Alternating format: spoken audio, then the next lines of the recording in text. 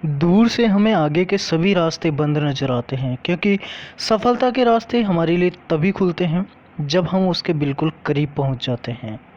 नमस्कार दोस्तों, मैं हूं आर डी प्रजापत और स्वागत करता हूं आप सबका स्टडी ऑन यूट्यूब चैनल के आज 3 जुलाई 2020 के करंट अफेयर्स के वीडियो में। दोस्तों, आज के करंट अफेयर्स की पीडीएफ आप हमारे टेलीग्राम चैनल से डाउनलोड कर सकते हैं, जिसकी लिंक आपको वीडियो के डिस्क्रिप्शन बॉक्स में मिल जाएगी। दोस्तों, आप हमारे चैनल पर नए हैं तो प्लीज़ वीडियो को अंत तक देखिए। आपको वीडियो पसंद आता है तो लाइक करिए, शेयर करिए और स्टडी ऑन यूट्यूब चैनल को सब्सक्राइब करके बेल आइकन प्रेस कर लीजिए, ताकि आने वाली वीडियोज़ के नोटिफिकेशन आपको सबसे पहले मिल जाए। अब दोस्तों, चर्चा कर लेते हैं उस प्रश्न की जो हमने आपको पिछले वीडियो में पूछा था। आईएएस विनी महाजन किस राज्य की पहली महिला मुख्य सचिव बनी है? तो ये पंजाब राज्य की जो है महिला मुख्य सचिव बनी है, और ये पहली महिला मुख्य सचिव बनी है पंजाब की। ठीक है, तो ये आईएएस अधिकारी है और 1987 बैच के पंजाब कैडर के आईएएस अधिकारी है। वह करण सिंह अवतार की जगह लेंगी, और करण सिंह अवतार जो है उनको शासन सुधार और लोक शिकायत का विशेष मुख्य सचिव नियुक्त किया गया है। 1985 में वे पंजाब में उपायुक्त के रूप में तैनात होने वाली पहली महिला अधिकारी बनी थी। भारतीय सेवा में सर्वश्रेष्ठ प्रदर्शन के लिए उन्हें राष्ट्रीय साक्षरता पुरस्कार भी दिया जा चुका है। तो आप फोटो में देख रहे हैं, यह है आईएएस विनी महाजन, जिनको पंजाब राज्य की मुख्य सचिव बनाया गया है, जो कि पहली महिला मुख्य सचिव होगी। अब चर्चा कर लेते हैं हमारे पिछले वीडियो की जो प्रश्न थे उनका एक रिवीजन की। पहला प्रश्न था, पाकिस्तान और चीन ने पाक अधिकृत कश्मीर में जल विद्युत परियोजना के लिए कितने अरब डॉलर के समझौते पर हस्ताक्षर किए हैं? तो पाक और चीन ने जो है 2.4 अरब डॉलर के समझौते पर हस्ताक्षर किए हैं, जो पीओके हैं वहां पर जल विद्युत परियोजना स्थापित करने के लिए। दूसरा क्वेश्चन था, किस राज्य में हमारा घर हमारा विद्यालय अभियान शुरू किया गया है? तो हमारा घर हमारा विद्यालय नामक अभियान मध्य प्रदेश राज्य में शुरू किया गया है। तीसरा क्वेश्चन था, नेशनल चार्टर्ड अकाउंटेंट डे कब मनाया जाता है? तो 1 जुलाई को CA डे यानी कि चार्टर्ड अकाउंटेंट डे मनाया जाता है। और चौथा क्वेश्चन था, PMFME योजना शुभारंभ किसके द्वारा किया गया है? तो हरसिमरत कौर बादल, जो कि केंद्रीय खाद्य प्रसंस्करण मंत्री है, उनके द्वारा PMFME योजना का शुभारंभ किया गया है। पांचवा क्वेश्चन था, MSMEs तथा बड़े उद्योगों के लिए किस राज्य में एट वन क्लिक नामक अभियान शुरू किया गया है या पहल शुरू की गई है? तो ये गुजरात राज्य में शुरू की गई है। छठा क्वेश्चन था, प्रधानमंत्री गरीब कल्याण अन्न योजना को कब तक बढ़ाया गया है? तो ये नवंबर 2020 तक बढ़ाया गया है। और गडनी जोहानसन किस देश के पुनः राष्ट्रपति चुने गए हैं? तो आइसलैंड के ये राष्ट्रपति दोबारा से चुने गए हैं, जिनका नाम है गडनी जोहानसन। आठवां क्वेश्चन था, किस बैंक ने भारत के स्टार्स कार्यक्रम के लिए 500 मिलियन अमेरिकी डॉलर की राशि मंजूर की है? तो विश्व बैंक ने भारत का जो स्टार्स प्रोग्राम है, जो कि शिक्षा से संबंधित एक कार्यक्रम है, उसके लिए 500 मिलियन अमेरिकी डॉलर की राशि को मंजूरी दी है। नवा क्वेश्चन था, हाल ही में किसे PC महालनोबिस पुरस्कार से सम्मानित किया गया? तो C रंगराजन, जो कि भारत के पूर्व RBI गवर्नर रह चुके हैं, उनको PC महालनोबिस पुरस्कार से सम्मानित किया गया है। 10वां क्वेश्चन था, राष्ट्रीय चिकित्सक दिवस कब मनाया जाता है? तो प्रत्येक वर्ष 1 जुलाई को जो है राष्ट्रीय चिकित्सा दिवस मनाया जाता है। आज का पहला प्रश्न है दोस्तों, हाल ही में किसने डोपिंग रोधी एजेंसी की पहली मोबाइल एप्लीकेशन नाडा ऐप लॉन्च किया है?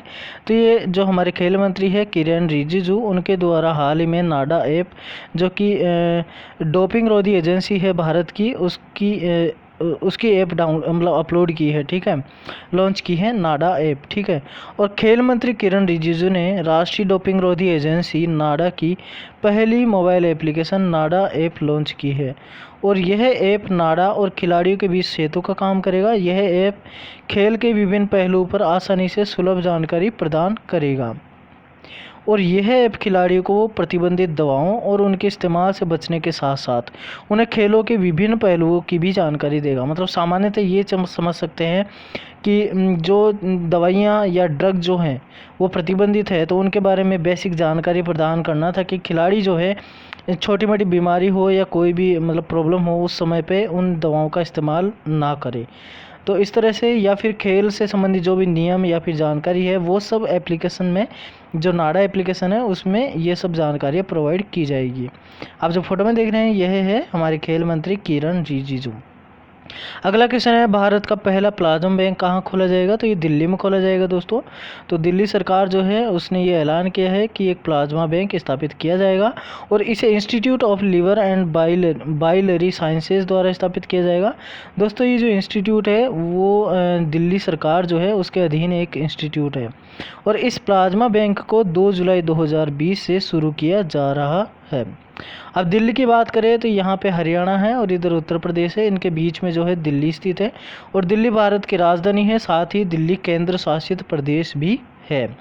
दिल्ली के मुख्यमंत्री अरविंद केजरीवाल है और उपराज्यपाल है अनिल बैजल। ठीक है। अगला क्वेश्चन है, किस राज्य में कोविड-19 मरीजों के लिए दुनिया का सबसे बड़ा plasma therapy testing project Platina launch किया गया है? तो ये महाराष्ट्र राज्य में प्रोजेक्ट प्लेटिना नाम से एक प्लाज्मा थेरेपी टेस्टिंग लॉन्च किया गया है जो कि दुनिया में सबसे बड़ा प्रोजेक्ट होगा। महाराष्ट्र के मुख्यमंत्री कौन है अभी? उद्धव ठाकरे। तो उनके द्वारा कोविड-19 मरीजों के लिए दुनिया का सबसे बड़ा plasma therapy testing project Platina launch किया गया है और इस टेस्टिंग के लिए राज्य में कुल 21 केंद्र को चुना गया है, जिनमें महाराष्ट्र सरकार के चिकित्सा शिक्षा और ड्रग विभाग और मुंबई के 4 बीएमसी मेडिकल कॉलेज शामिल है। मुख्यमंत्री राहत कोष से इस योजना के लिए 16.65 करोड़ रुपए मंजूर किए गए हैं और इस परियोजना में कोविड-19 रोगियों का मुफ्त में इलाज होगा। गंभीर रोगी जो हैं उनके लिए कोविड-19 रोगियों से लिए गए प्लाज्मा की 200 ml की 2 खुराक दी जाएगी, क्योंकि उस प्लाज्मा में क्या होंगे? कोविड-19 के एंटीबॉडीज उपलब्ध होंगे।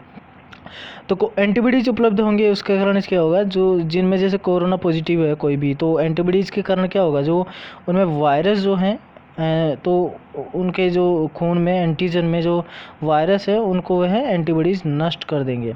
अब दोस्तों यहाँ पे प्रोजेक्ट प्लेटिना की बात हो रही है, जो कि दुनिया में ये क्या है, प्लाज्मा थेरेपी टेस्टिंग है। और इसी तरीके से प्लाज्मा की अपने बात की कि प्लाज्मा लैब जो है, या फिर अब अभी अपन ने बात की कि दिल्ली में जो है मुख्यमंत्री जो केजरीवाल है दिल्ली के, उन्होंने हाल ही में जो है एक योजना जो है प्लाज्मा बैंक लॉन्च करने की बात की है। तो ऐसे में यहाँ पर ये प्लाज्मा बैंक जो है भारत का पहला होगा और यहाँ पे ये जो बात करें ये प्लाज्मा थेरेपी टेस्टिंग है जो कि दुनिया में सबसे बड़ी होगी। ठीक है, तो इन दोनों बातों को ध्यान रखिए, इसलिए इन दोनों क्वेश्चंस को हमने एक साथ यहाँ पर रखा है। अब महाराष्ट्र राज्य की बात करें तो यहाँ पे कर्नाटक है, इधर गोवा है और इधर गुजरात तथा इधर मध्य प्रदेश, इधर छत्तीसगढ़, इधर तेलंगाना। तो इस तरह से महाराष्ट्र के हमारे भारत के मैप में स्थिति हो गई है। 1 मई 1960 को जो है महाराष्ट्र का स्थापना दिवस मनाया जाता है, स्थापना हुई। राजधानी मुंबई, नागपुर शीतकालीन राजधानी है। जिलों की संख्या 36 है। मुख्यमंत्री उद्धव ठाकरे हैं, राज्यपाल भगत सिंह कोश्यारी है और महाराष्ट्र में विधान परिषद की 78 और विधानसभा की 288 सीटें हैं। अगला क्वेश्चन है हमारा, हाल ही में किस बैंक ने किसानों के लिए ई किसान धन ऐप लॉन्च किया है? तो एचडीएफसी बैंक ने जो है ई किसान धन ऐप लॉन्च किया है जो कि किसानों के लिए है और इस एप्लीकेशन के माध्यम से किसान अपने मोबाइल फ़ोन के ज़रिए बैंकिंग और कृषि दोनों का उपयोग करने में सक्षम होंगे और इस ऐप में मंडी की कीमतों, कृषि से संबंधित नवीन जानकारियाँ, मौसम का पूर्वानुमान तथा बीजों की किस्में इत्यादि सभी प्रकार की जानकारियाँ उपलब्ध करवाई जाएगी और इस ऐप के माध्यम से उपयोगकर्ता जो है वो मोबाइल के द्वारा ही ऋण लेने, बैंक में खाता खुलवाने या फिर बैंक सुविधाओं का लाभ उठाने, केसीसी ऋण पात्रता की ऑनलाइन गणना करने और सरकारी सामाजिक सुरक्षा योजनाओं का अधिग्रहण करने जैसी जो भी कोई बैंकिंग सेवाएं हैं, तो उन सब का लाभ जो है इस एप्लीकेशन के माध्यम से, जिसका नाम है ई किसान धन, इस एप्लीकेशन के माध्यम से ये सब जानकारियाँ या फिर लाभ उठाया जा सकता है। अब एचडीएफसी की बात करें तो एचडीएफसी का हेडक्वार्टर मुंबई में स्थित है और यहाँ पे मैनेजिंग डायरेक्टर एचडीएफसी के आदित्य पुरी है। अगला प्रश्न है, किस देश की सेना ने मेजर जनरल निगार जौहर को पहली महिला लेफ्टिनेंट जनरल नियुक्त किया है? तो पाकिस्तान की सेना ने मेजर जनरल निगार जौहर को पहली महिला लेफ्टिनेंट जनरल नियुक्त किया है और इस नियुक्ति के साथ हुई लेफ्टिनेंट जनरल के रूप में पदोन्नत होने वाली पहली महिला अधिकारी बन गई है। जौहर को पाक सेना की महिला सर्जन जनरल के रूप में नियुक्त किया गया है। पाकिस्तान की बात करें तो राजधानी इस्लामाबाद और प्रधानमंत्री इमरान खान, प्रेसिडेंट है आरिफ अलवी। आप जो फोटो में देख रहे हैं यह है मेजर जनरल निगार जौहर, जिनको पाकिस्तानी सेना ने हाल ही में जो है महिला लेफ्टिनेंट जनरल नियुक्त किया है।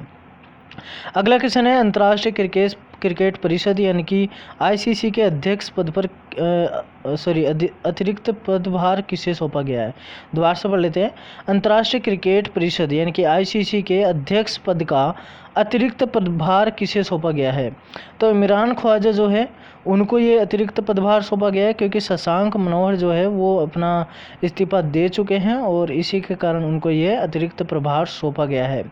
आईसीसी की बात करें तो इंटरनेशनल क्रिकेट काउंसिल इसका फुल नेम हो जाएगा, और सीईओ है मनु साहनी और हेडक्वार्टर यूनाइटेड अरब अमीराट्स में स्थित है। आप जो फोटो में देख रहे हैं यह है शशांक मनोहर, और जो अभी हाल में जो है अतिरिक्त प्रभार सौंपा गया अध्यक्ष पद का आईसीसी में, तो वो है इमरान ख्वाजा, जिनके फोटो आप यह देख रहे हैं। ठीक है, अगला प्रश्न है राष्ट्रीय डाक कर्मचारी दिवस कब मनाया जाता है।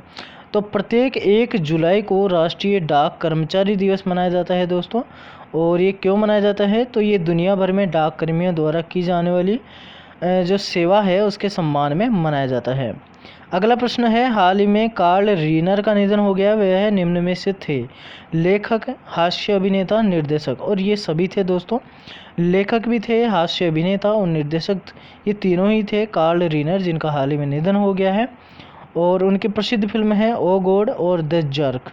उन्होंने लेखन और निर्माता के रूप में कई एमीज जो पुरस्कार हैं उनको मिल चुके हैं। ठीक है, आप जो फोटो में देख रहे हैं यह है कार्ल रीनर। ठीक है, अगला प्रश्न है हाल ही में संयुक्त राष्ट्र में भारत के राजदूत और स्थायी प्रतिनिधि के रूप में किसे नियुक्त किया गया है। तो इंद्रमणि पांडे जो है उनको संयुक्त राष्ट्र में भारत के राजदूत और स्थायी प्रतिनिधि के रूप में नियुक्त किया गया है। अब बेसिक डिटेल की चेक करें तो 1990 बैच के ये आईएफएस अधिकारी यानी कि इंडियन फॉरेन सर्विस अधिकारी है ये, जिनका नाम है इंद्रमणि पांडे, और उनको संयुक्त राष्ट्र में भारत के अगले राजदूत और स्थायी प्रतिनिधि के रूप में नियुक्त किया गया है। वर्तमान में इंद्रमणि पांडे भारत के विदेश मंत्रालय में अतिरिक्त सचिव के रूप में कार्यरत है। और जो आप फोटो में देख रहे हैं यह है इंद्रमणि पांडे, जिनको जो संयुक्त राष्ट्र है उसमें भारत के राजदूत और स्थायी प्रतिनिधि के रूप में नियुक्त किया गया है। अगला और हमारा लास्ट क्वेश्चन है कि हाल ही में केरल सरकार ने विदेश और अन्य राज्य से लौटने वाले पेशेवरों के लिए कौन सा प्रोजेक्ट शुरू किया है। तो ड्रीम केरला प्रोजेक्ट जो है इस नाम से एक प्रोजेक्ट शुरू किया गया है, किसके लिए, जो कोविड-19 महामारी के दौरान जो भी विदेश या फिर अन्य राज्यों से लौटने वाले पेशेवर या नौकरी पेशा वाले लोग हैं उनके लिए प्रोजेक्ट शुरू किया गया है, ताकि उनको नौकरी उपलब्ध कराई जा सके।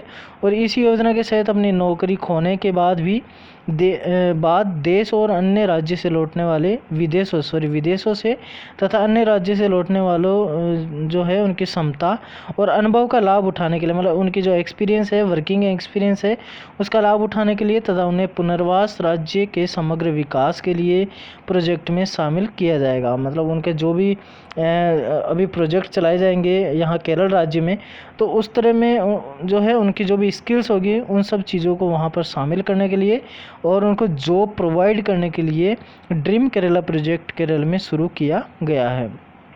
अब केरल की बात करें तो यहाँ पे जो रेड कलर में देख रहे हैं ये केरल है, और इधर जो है कर्नाटक है, इधर तमिलनाडु है, और नीचे की तरफ अरब सागर है। केरल की बेसिक डिटेल की बात करें तो राजधानी तिरुवनंतपुरम है। केरल का सबसे बड़ा जिला भी तिरुवनंतपुरम है। जिलों की संख्या 14 है। मुख्यमंत्री पिनाराई विजयन है और केरल के राज्यपाल आरिफ मोहम्मद खान है। विधानसभा की 140 सीटें, केरल में राज्यसभा की 9 सीटें और लोकसभा की 20 सीटें हैं। तो इस तरह से हमने केरल की जो बेसिक डिटेल है उनको चेक कर लिया है। तो दोस्तों अब चर्चा कर लेते हैं आपके लिए जो आज का प्रश्न है उसकी। तो राष्ट्रीय चिकित्सा दिवस कब मनाया जाता है, इस प्रश्न का उत्तर आपको कमेंट बॉक्स में जो है कमेंट करके देना है और पूरी डिटेल के साथ में लिखना है। तो दोस्तों ये थे आज के करंट अफेयर्स का वीडियो, और आपको ये वीडियो कैसा लगा ज़रूर से बताइए। आपको पसंद आया तो लाइक करिए, शेयर करिए, और स्टडी ऑन यूट्यूब चैनल को आप सब्सक्राइब करके बेल आइकन ज़रूर से प्रेस कर लीजिए ताकि आने वाली वीडियोज़ के नोटिफिकेशन आपको सबसे पहले मिल जाए। ठीक है दोस्तों, इसी के साथ में विदाई लेते हैं। Thank you so much. जय हिंद, जय भारत।